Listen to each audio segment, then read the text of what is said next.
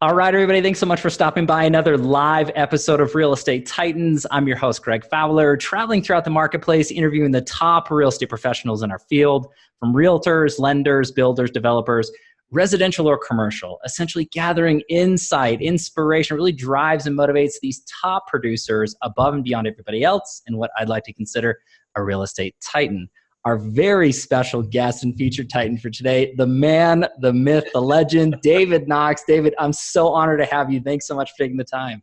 Thank you very much, Greg. I'm honored to be on your show. It sounds like you've been doing this quite some time. Yeah, it's this is episode 123, so we're super excited. And again, just honored to have you, a man of your, legendary experience and knowledge basis. I know there's so much information that everybody's going to be able to take away. I just want to dive in. I'm too excited. So let's go ahead and just start with telling everybody a little bit about yourself. Oh, where do I start? I was born in Cedar Rapids, Iowa, moved in Iowa, Illinois, Wisconsin, moved to the Minnesota in the mid-'60s, and been here ever since, minus a stint in Stamford, Connecticut. I got in the real estate business in 72. I got out of college, and I was sitting around one night with a guy, Dar Reedy, one of my best friends, and he came over to the house. He said, "So what are you doing tonight?" And I said, "I don't know, nothing. What are you doing?" And he said, "Well, I'm going to go take a real estate class, get my real estate license." And I didn't know. He and I had a painting company that we ran through college. That's how we paid through college. Wow. And he says he's going to get his real estate license. And he said, "What are you doing?" "I'm not doing it." I looked at the TV guide and there was really nothing good on. I said, "Well, what the heck? I'll come with you." So with that kind of commitment, I got into the real estate business. And then I took a real estate class and got into the business in 72, age 22. Wow. And I've been in it ever since.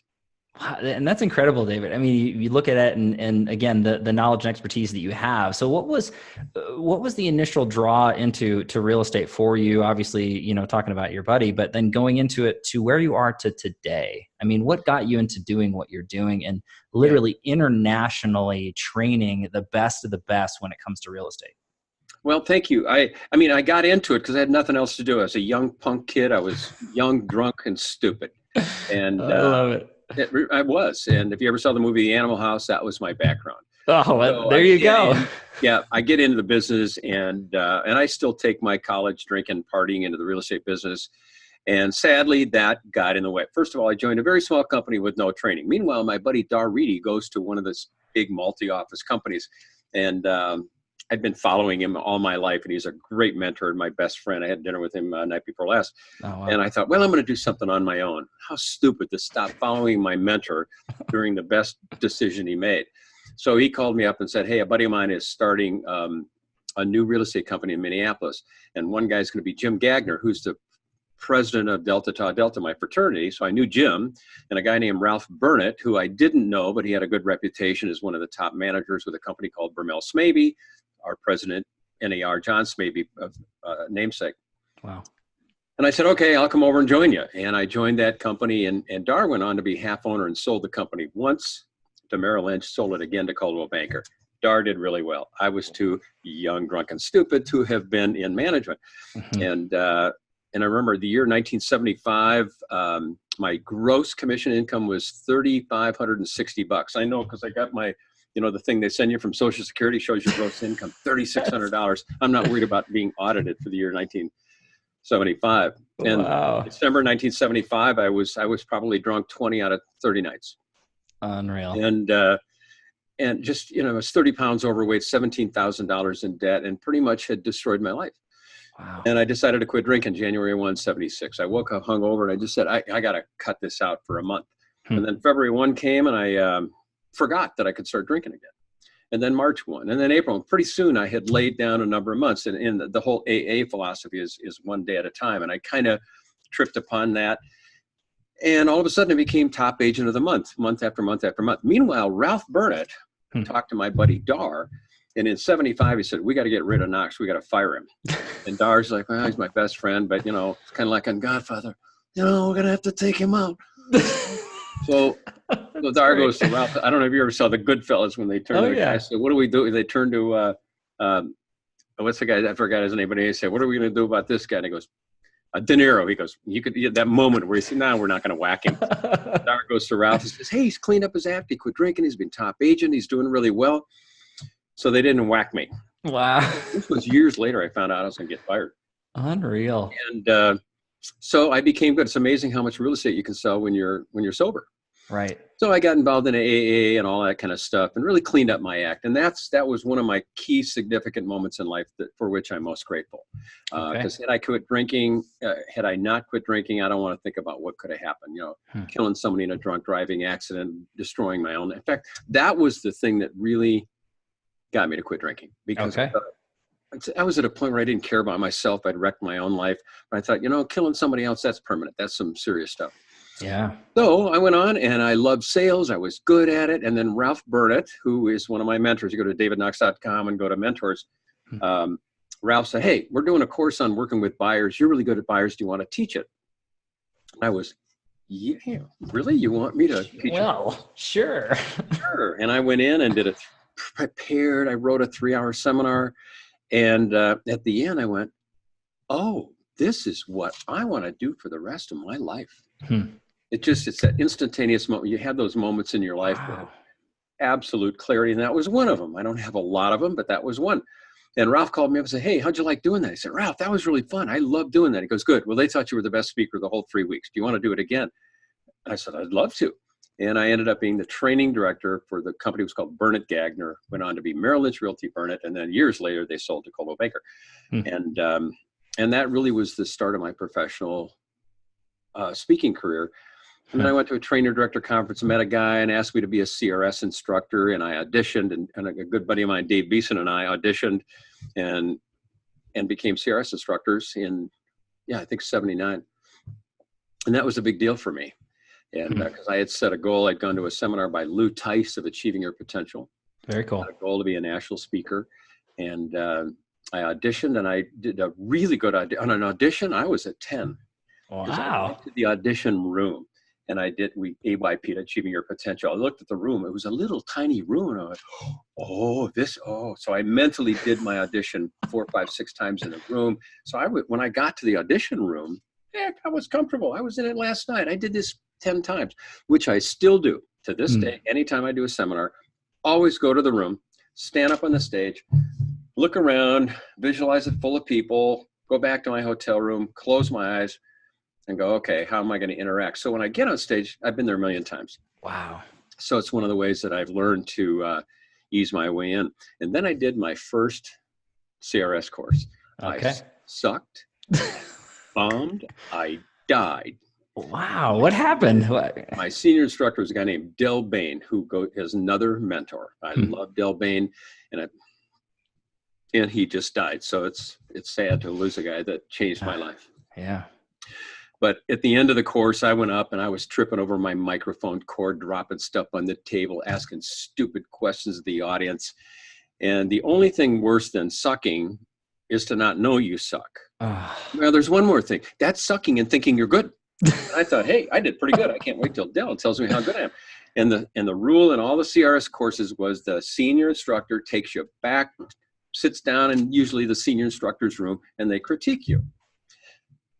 And I said, so Del, how did I do? And he said, I took some notes. Oh boy. I said, okay. And he says, you know what? I could go through these notes if you want, but let me just ask you, do you really want to do this? And I went, well, yeah. I mean, I set a goal to be a national speaker. He goes, this is your first time in front of a national audience, isn't it? I went, yeah, it's my first time. He goes, it shows. Wow. He says, I think you're in over your head. I went, what? He says, I'll go through the notes with you if you'd like. He says, I'll tell you what you did right. He said, you got up there. You showed up. Yeah, it was first, you got up there. And I said, anything else? And he goes, no. Unreal. And for the next 2 hours, he point by point by point, all the stuff. He says, did you notice the audience? And I said, audience? He says, they weren't with you. He said, I don't know if you noticed this, but half of them left. The other half were reading the newspapers. One lady asked for her money back. And he said, did you notice that? Heck no, I didn't. I didn't notice anything, which that's another lesson I learned. Watch your audience. Wow. So I was in tears that night. I just thought, they like me in Minnesota. I don't need this. And I thought, that's not the right attitude. And I went 2 more days and I sucked not quite as much. And 6 months later, I had a course with him. Okay. And I looked at my assignment. I think it was Tampa, Florida, senior instructor, Dell Bain. I went, are you joking me? Seriously, I got to get Dell again? Really? Get my face kicked in? So my topic was pricing, getting listings priced right. And I was good at that. On a local level, I was great at that. I knew the scripts. I knew the dialogues. And this was back in overhead transparencies. And I must have had a stack this big. Love it. Charts and graphs. And I get up in front, and it was my turn. And I'm going through all these pricing charts. And I'm looking over at Dell. And Dell's standing like this with his shoulder blades banging against the wall, just watching. And I know I'm supposed to watch the audience, but how do you not watch him? Sure. So I keep going through the slides. And I remember at one point, I looked over to him, and he went, And to this day, it's one of the greatest signals I've ever had. Wow. And afterwards, he said, that was really good. Well, I took all those charts, graphs, dialogues, and years later, I put it into a video called Pricing Your Home to Sell. Very cool. A lot of these charts that are on there became a product that really put our company on the map. We've sold, I don't know, 500,000, who knows, Pricing Your Home to Sell videos where realtors buy it from me, they loan it to the homeowner, and they get listings priced right. So we had VHS, and we went DVD, and then we went online. So it's wow. Cool.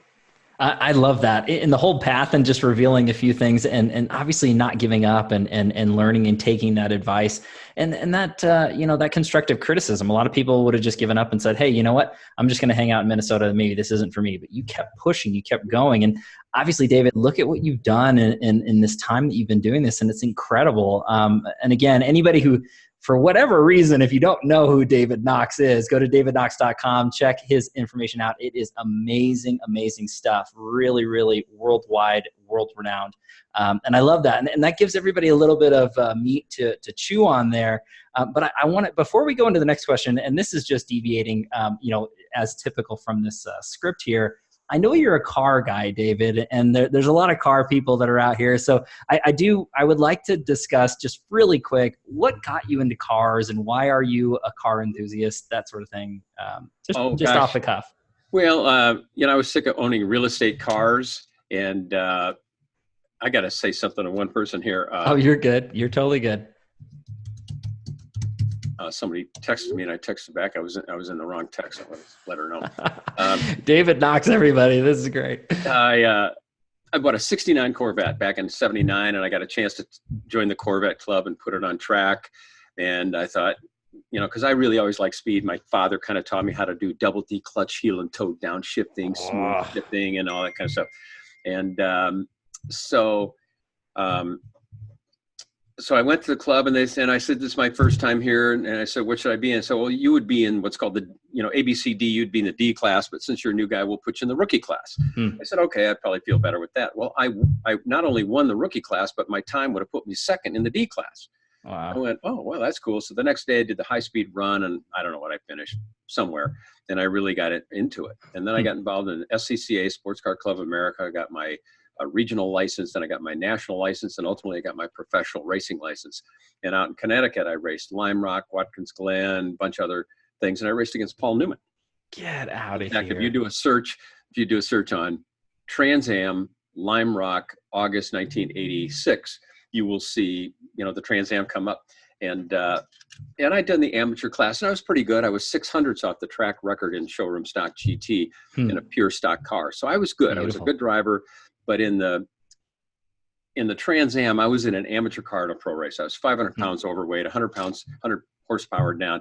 I didn't care. I wanted to play with the big boys. Right. So I qualified. I did a qualifying lap, and under a minute at Lime Rock is good. I think I qualified at a 58.7 or something. And I went, well, that's pretty good. Let's see if I took the pole position. I went up there. Pole was taken by, I think, Pete Halsmer at a 53.5. He had a 5-second advantage over me. Wow, that's big. The fastest guy coming by the start finish line go 0, 1, 2, 3, 4, 5. Me. Yeah.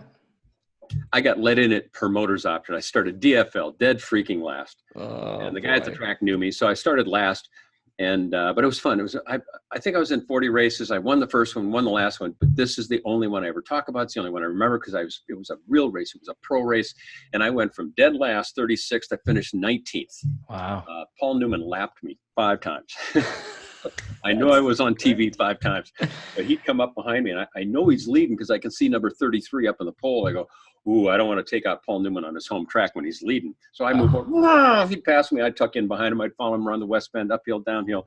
And I go, see ya. And, 12 laps later, I saw him again. So, and I guess that was another message I learned in life. To finish first, you must first finish. Wow. And I finished the route. So it was whatever, 5 laps down, but I finished. And I realized that you don't have to win the race to have it be the greatest time of your life. And when people call in for sale by honors, you don't have to get the for sale by honor to have the joy of going up and experiencing the stress of maybe being rejected. Enjoy it. How many people get to do that every day? So, well said. But after that, I got involved I stayed involved in racing. I was an instructor for the Porsche Club here in Minneapolis. Wow. For, I don't know, a year or two. So I'd take other people out on the track and scare them to death. A lot of fun. I love that, David. And I wish I was there with you, because I could imagine that if we were face to face, we could do this on the track and have it. We've done a few episodes on racetracks and in car dealerships. So that would be amazing. And maybe sometime from Minneapolis, I can get a few schooling lessons. I enjoy it all day long. Yeah, sure. But I definitely wanted to go into that. Okay, so let's dive back into it. I really want to go into one of the best questions when it comes down to it is, what's your why, David? I mean, what really drives you, motivates you to do what you do to the level that you do it at? Interesting question. I guess, when I grew up, I was always the insecure kid. Mm-hmm. Everybody else got the good looking girls, not me. I was insecure with women. I was shy around them. And I don't think I ever really had any good attention or interaction until I was a drummer in a rock and roll band. And, that was when I was in high school, early college, so wow. That kind of gave you street cred, you're the drummer. So a lot of my friends were very successful, and I was raised in a nice family, and we were doing fine. And then even in real estate, going through those years of just being horrible and stupid and drunk. And then that moment of getting in front of an audience and actually being accepted and people coming up and thanking me. So it was a validating experience for me. So it was, wow. I don't want to call it an ego trip, because that might sound arrogant, but it felt good to do something where I was getting reward, not like instead of saying, well, dude, did you see how drunk you were last night? So instead of that, it's like, we really appreciated, we learned a lot.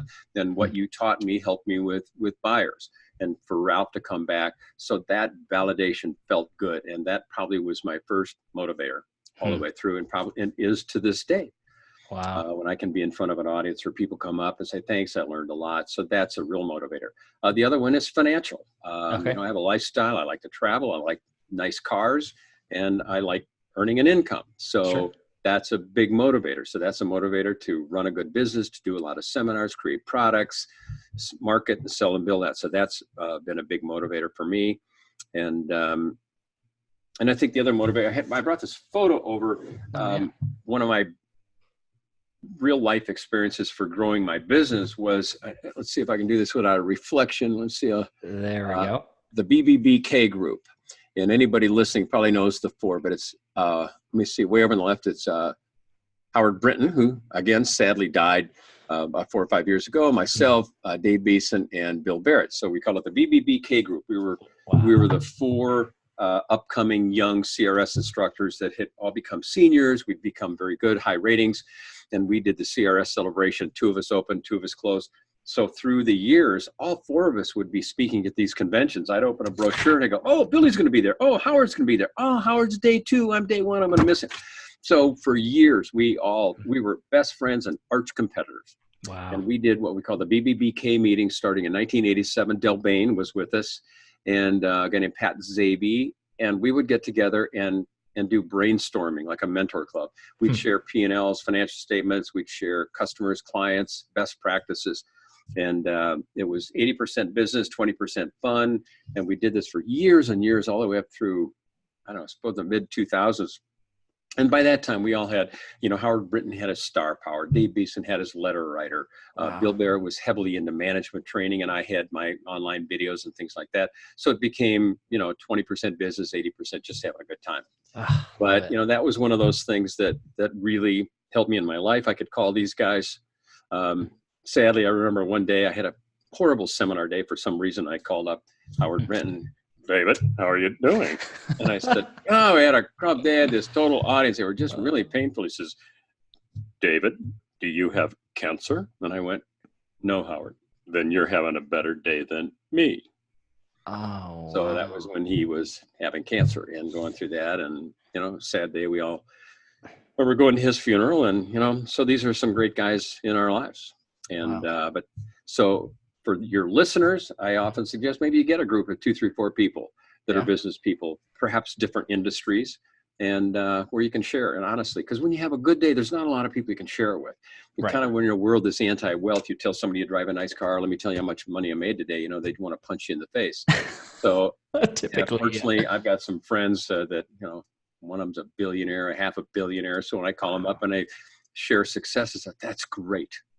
But they also will slap me in the face if I do something wrong. So right. I got people to do both sides of that. So but I guess over the years, I've done 3,500 seminars, 50 states, 12 countries. Unbelievable. And if you look at that and break that down for all those whys that you had mentioned, I mean, obviously having that friendship and camaraderie and almost like a mini mastermind group, Yeah, exactly. hold you accountable. I mean, I love having that, helping each other grow and succeed. I think that's there.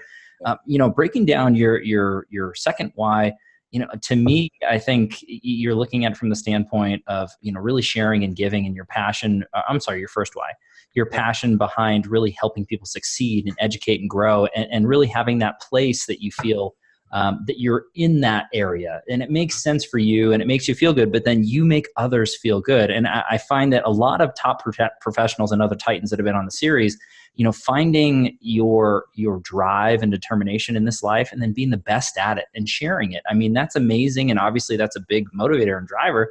The financial aspect is there to me. I think it makes sense. The more you make, the more you can give, the more life and you can support the people you care for, charity groups, the whole nine.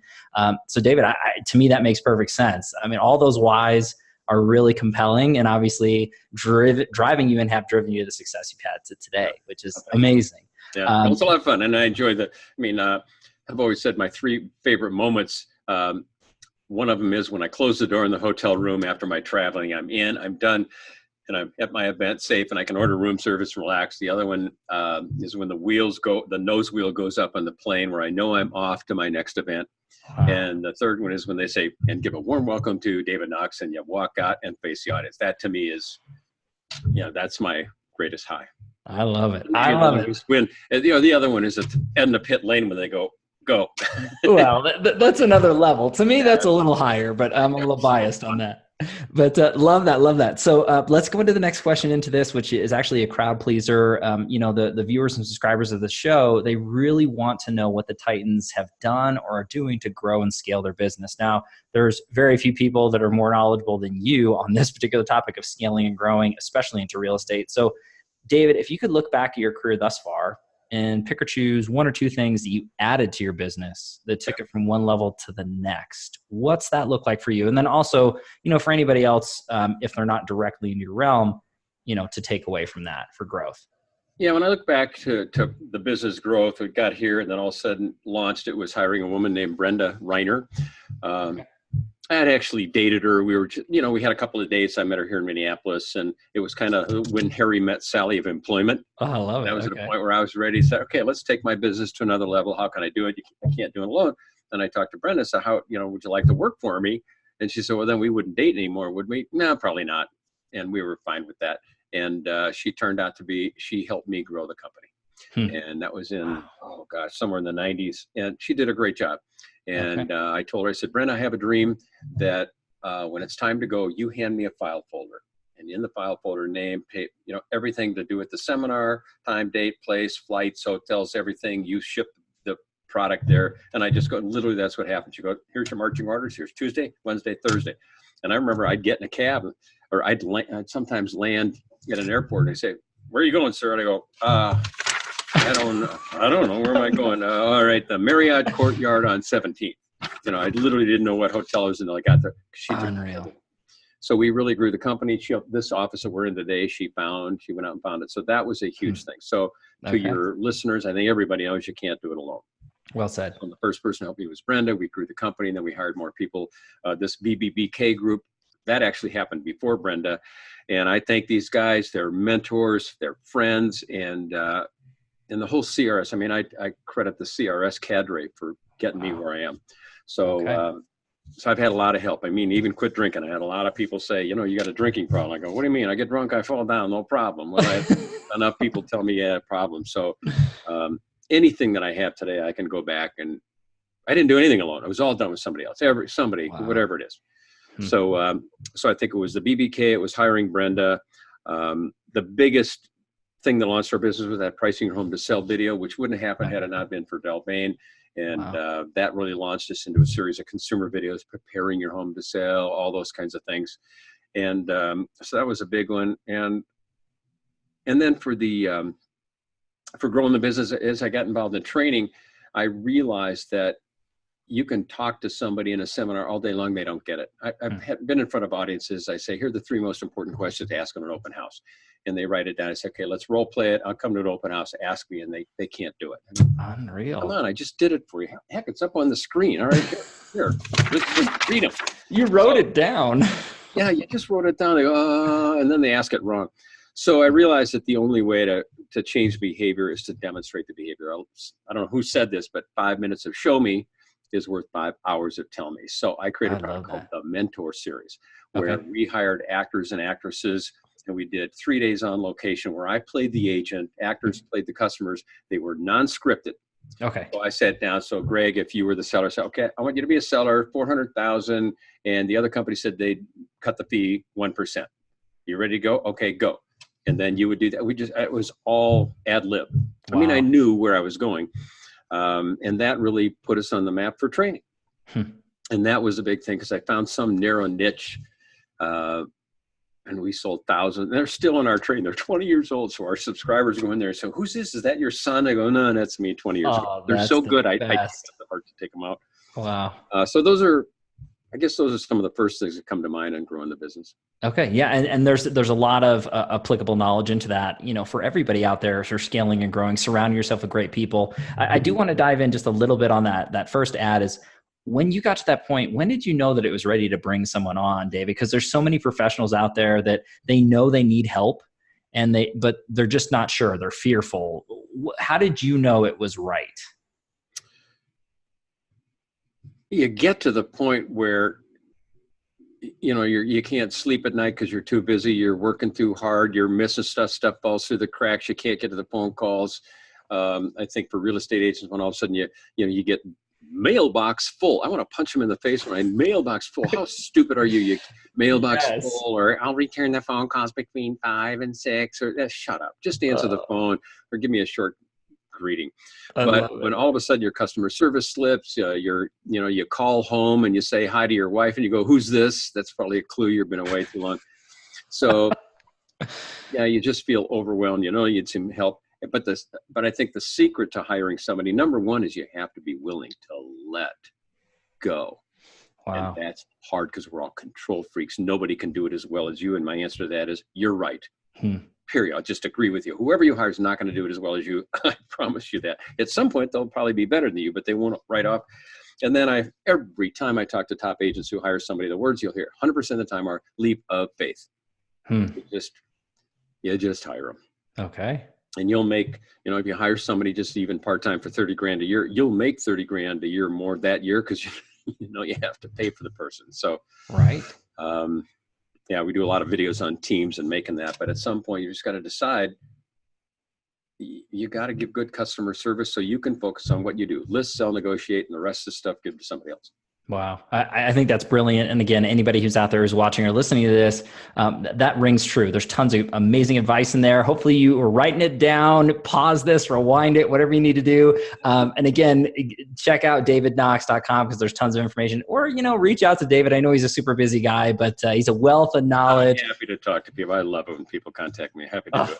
Love it. You heard it. It's recorded. David said that. So I do want to shift gears on this particular question, David, and I want to go into the next one. Now, this one's the tricky part of this particular interview and series. It's the challenge question. And I always segue into it. No one's exempt from this and challenging in their life, right? So if it's in the past, now or in the future, we all have hard times, tough things to deal with and battle through, whether they're personal or professional. But at the end of the day, I'm a firm believer it's not so much what happens, but how we respond, what we learn from, and I guess what we can share to everybody out there. So is there a challenge that you're willing to share that you dealt with, that you overcame? Yeah, I'll share them all. And I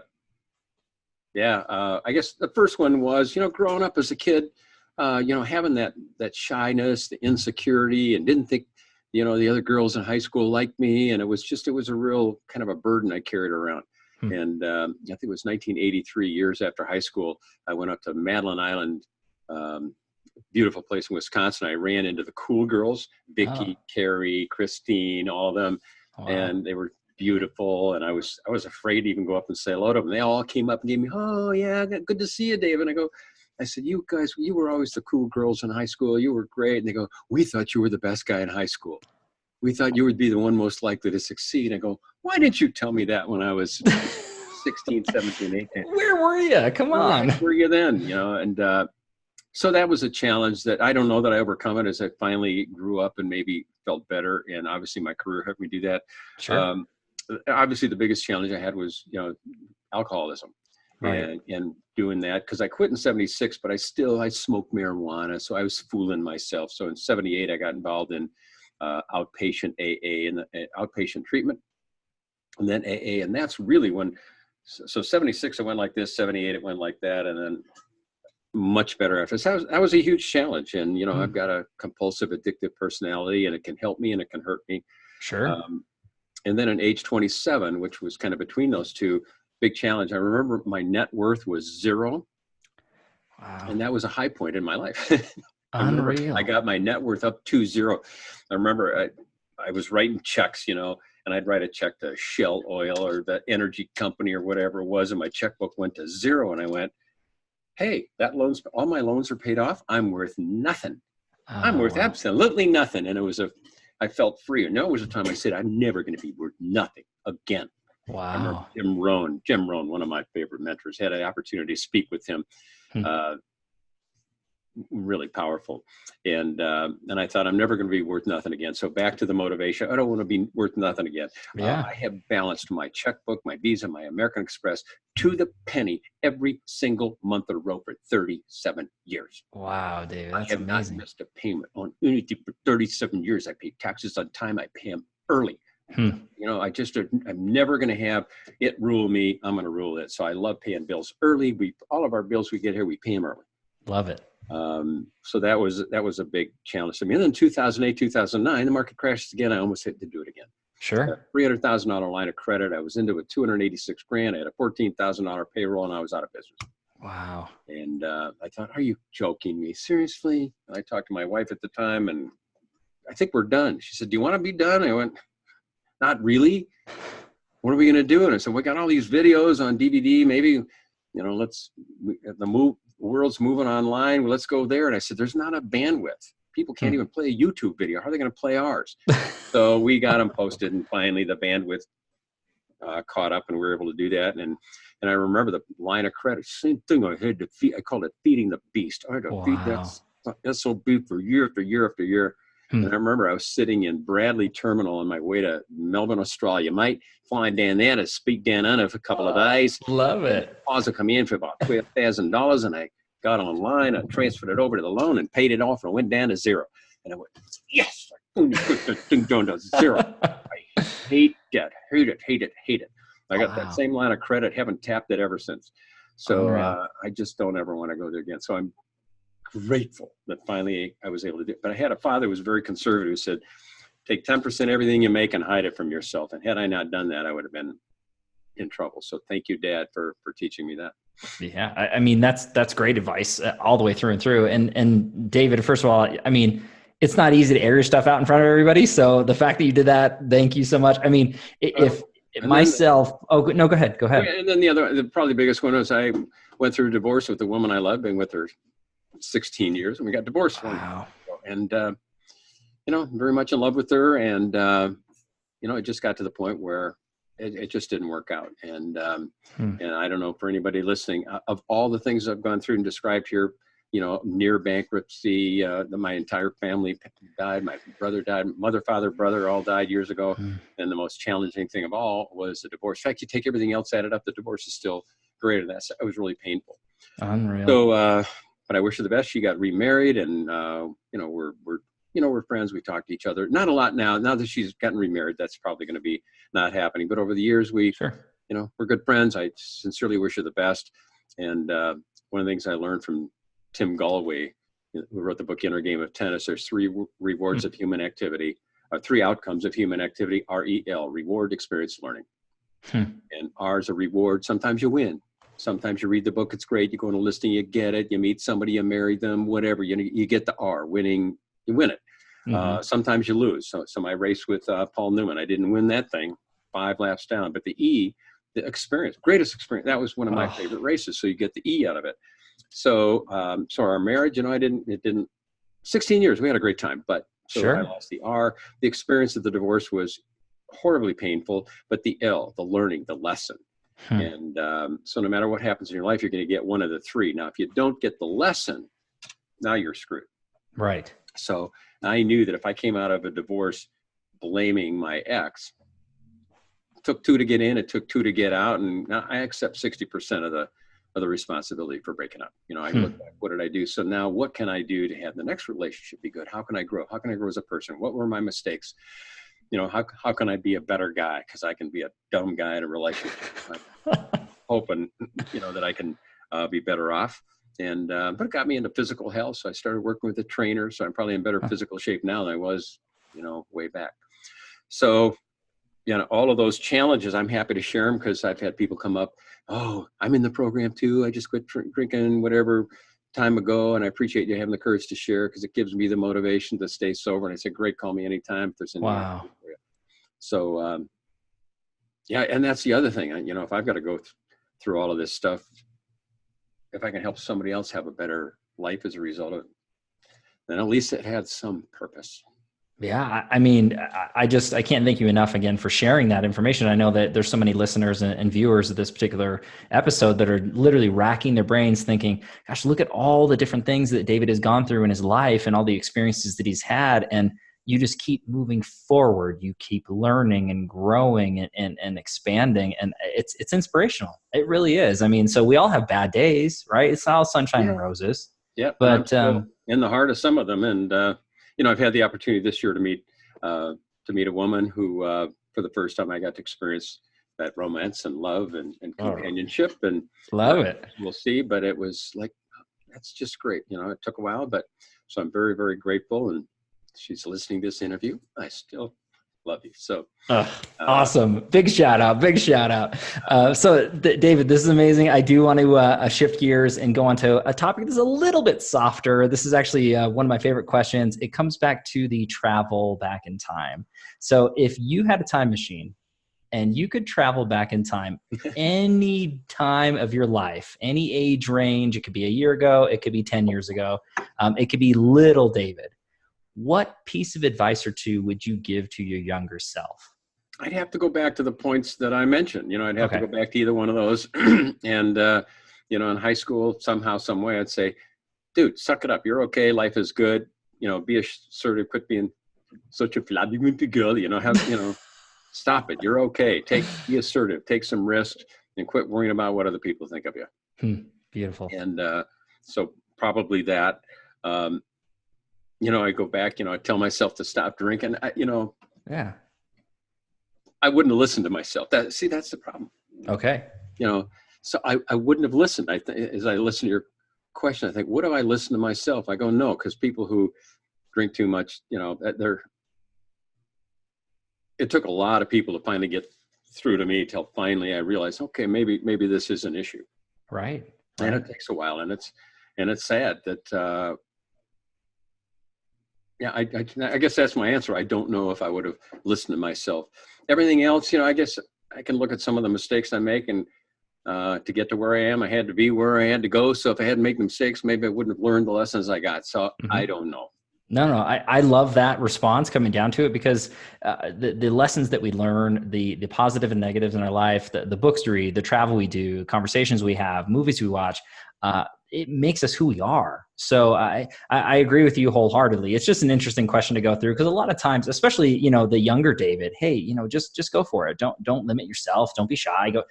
Those are things that full grown adults are dealing with, right? Go after it, go do it. That's the kind of underlining note to that question, right? Well, Malcolm Forbes had a quote, I guess it was his, that's where I first heard it, who said, I'm usually more sorry for the things I didn't do than for the things I shouldn't have done. And you look back at the mistakes you make, it's usually opportunities I didn't take advantage of, maybe somebody I didn't walk up to and say hello, or an opportunity I didn't capitalize on. But making the mistake, you go, well, at least, I tried. So I like that quote. Love it. No, this is perfect. Yeah. This is great. I'm going through challenges now. And, one of the things you learn is to let go. And I'm not good at letting go. And I get up in front of audience and say, let go of the outcome to create more income, to quote Deepak Chopra. And I wish I could be as good as some of the stuff that I teach. Sure. Best to audiences, I say let go, but I just promise you, I'm not good at that. I can be a control freak. And so I'm trying. Yeah, no, I mean, David, whatever you're doing or have done, to me, it's working. And there's so many people who love you and respect you, and worldwide in the community of real estate and all the ways through. So I love it. But it's really interesting for all of us to hear you say these things and just look at it and look at our own lives and say, like, if a man at David's level who's been through what he's been through has challenges too, look, it's okay. It is okay. Just keep pushing forward. And I love that. I think it's great. So I do want to go into the next crowd pleaser, this particular interview and episode, and it ends up being the feeding of the mind question, because a lot of the viewers and subscribers of this series, they want to know what the Titans are doing or have done to grow their minds. So I always lead into it with books you're reading or have read, podcasts you're listening to, or influencers, coaches, mentors of yours. How are you feeding your mind, David? Good question. I think if anybody wants to see, you can go see my mentors, davidknox.com. Somewhere in there we have mentors. But, I think back to things that really turned me around to be assertive. I think anything by Wayne Dyer is pretty good. Okay. Deepak Chopra, I saw him speak. I think he has some great stuff. I've read books on meditation. Trying to think. Lately, I've read a book called Spin Selling by Neil Rackham, which was really good. Jeb Blount, Jeb Blunt. It's spelled B-L-O-U-N-T, fanatical prospecting and objections. Objections was kind of okay. I didn't know if I thought fanatical prospecting was good. Talk about interrupting versus bothering. So I end up reading a lot of sales books. So over the years, Wayne Dyer, Jim Rohn. I don't do so many audio podcasts, but I like some video stuff. A guy named Mike Vance, who was the director of Walt Disney University. I followed him quite a bit. Wow. Jim Rohn sounds a little bit like George Bush. I would say go listen to anything on YouTube by Jim Rohn. I spoke at the Australasia Real Estate Conference, and I think Jim opened day one. I opened day two, and Wayne Dyer. Forgot the other guy. Anyway, they have some really good presenters. So my wife and I were having breakfast one morning, and I see Jim Rohn come in. I go, oh, that's Jim Rohn. I've seen him speak. He's going to be the opening. I say, excuse me, Mr. Rohn, I'm David Knox. I'm opening day two. You're opening today. Well, nice to meet you. I said, would you like to join us for breakfast? It'd be a pleasure to join you. Comes in, sounds like George Bush. And I said, so when did you get in? Got in last night about 10:15, right after the kitchen closed. I was hungry. Wanted a sandwich. What'd you do? Well, I asked them for a sandwich. They said, sorry, the kitchen's closed. Said, I pulled out $100 bill. And I said, would this get me a sandwich? And they said, oh, yeah, I think we could do that, Mr. Rohn. And then he said, and I may be the only person in the world that heard this line. He says, money takes the no out of everything. That's so great. So it could have been a line from a seminar, but those are some guys I've had the pleasure to work with and listen to over the years. And I like stuff on meditation, and I'm trying to think what else. And the benefit, Steve Murray of Real Trends, I interviewed him, and Tom Winninger, the head of NSA. John Smavey was in our studios. We interviewed him this year. So a lot of the people that I include on our videos, top agents like Bob Wolf, a woman named Venus Morris Griffin, who 8 years ago discovered her husband had a double life, sent to prison for 45 years, 6 kids to feed, only making 20 grand a year in real estate, 100 grand in debt, no place to live. And her divorce lawyer said, you better get a real job. And Venus said, real estate can be a real job. Give me a year. So her neighbor says, I'll be an assistant for you. So here she goes. She's hiring an assistant, doesn't have any money at all. Now to be careful, Rhonda, her assistant, said, I'll work for you for free. And Venus says, then I'll give you 10% of my gross commission income, and I'll catch up as I start making money. And Rhonda says, don't worry about it. Don't worry. I'm sure I know you're going to do well. I'm not worried about it. And 2 years ago, Venus paid to her assistant $160,000. Unreal. So do the math on that. Yeah. So I've been coaching. She was in our training. We have 17, 18 videos by Venus, which are just heartwarming. And yesterday she and I had a great call because I got her into NAR last year. I got her into NAR this year.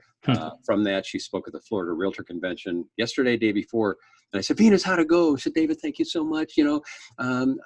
Everybody loved it. I had a line of people wanted to talk to me for an hour and 15 minutes afterwards. Love that. By the way, if you want to interview somebody that it will be the most powerful interview you ever have, Venus Morris Griffin. She's with Maybohm Realtors in Augusta, Georgia.